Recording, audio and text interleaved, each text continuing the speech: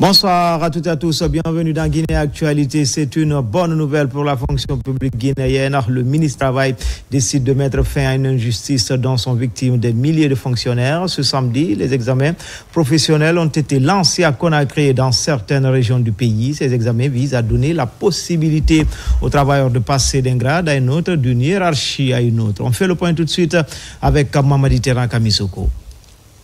C'est un grand jour pour des milliers de fonctionnaires longtemps bloqués dans leur évolution administrative. À Conakry, le ministre du Travail et de la fonction publique procède au lancement des examens professionnels 2025. Au total, 15 500 agents de hiérarchie C, B1 et B2 souhaitant accéder au grade supérieur cernés par cette grosse opération organisée simultanément dans les régions administratives. Au-delà de la symbolique, ces évaluations professionnelles qui mobilisent de nombreuses visent à rétablir les fonctionnaires dans leurs droits et à garantir une progression de carrière plus juste, plus transparente. Vous savez, il y a des fonctionnaires qui sont dans l'administration il y a plus de 10 ans, 15 ans.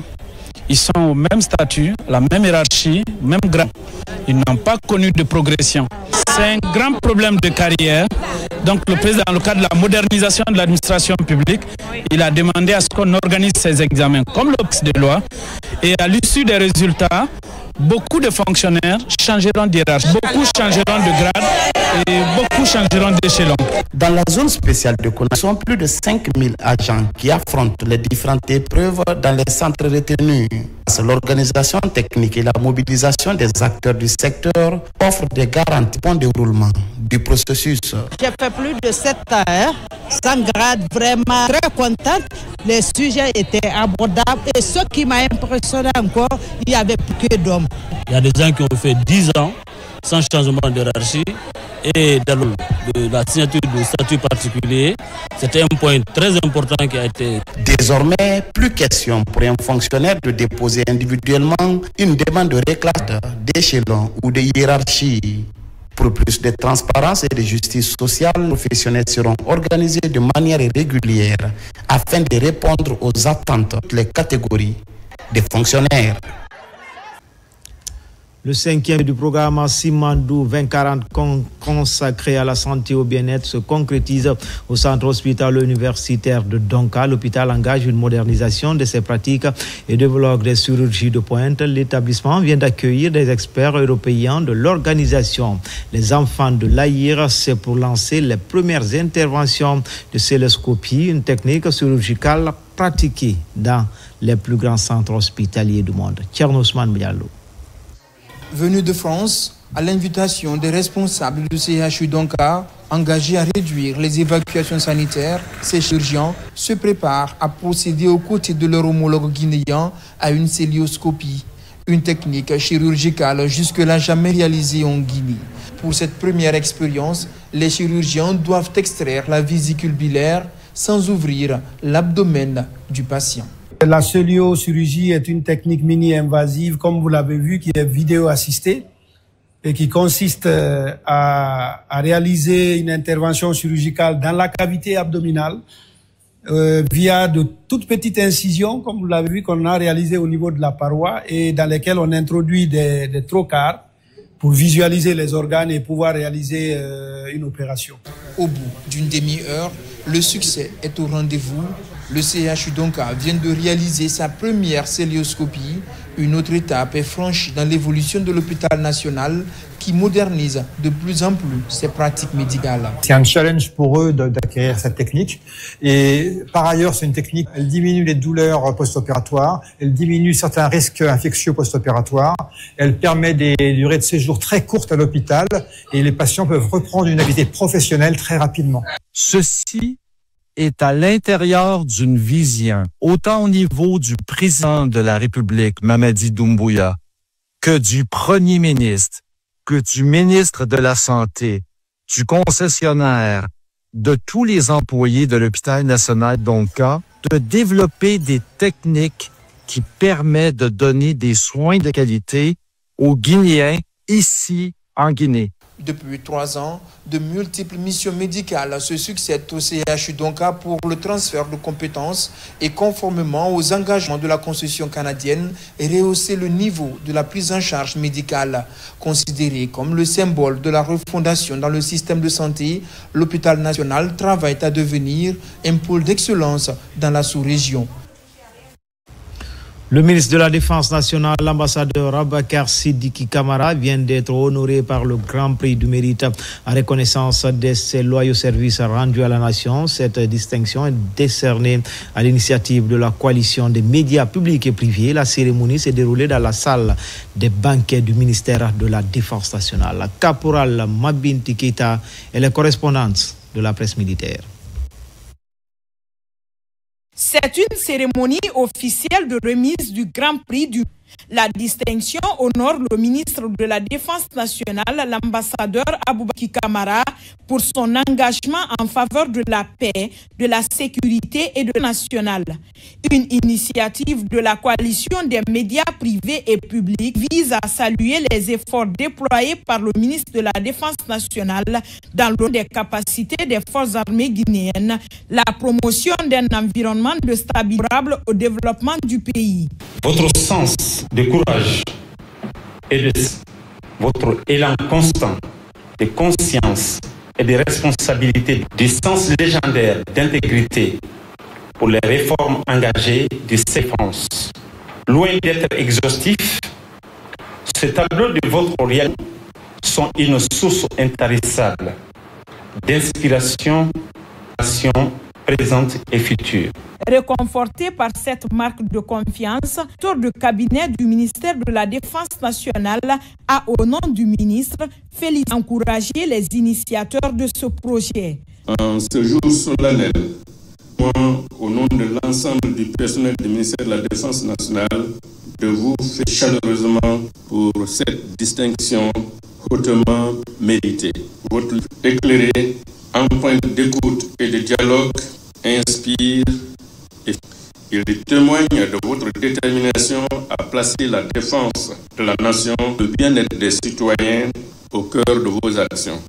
L'événement s'est tenu dans une sphère de convivialité en présence des cadres civils et militaires, ici, de banquet du ministère de la Défense nationale.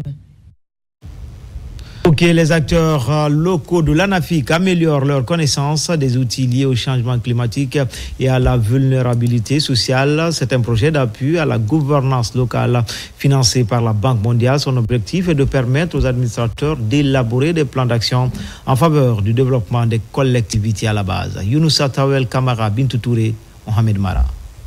Le projet d'appui à la gouvernance locale mis en œuvre par l'Agence nationale de financement des collectivités locales ANAFIC se concrétise peu à peu dans la région de Boké.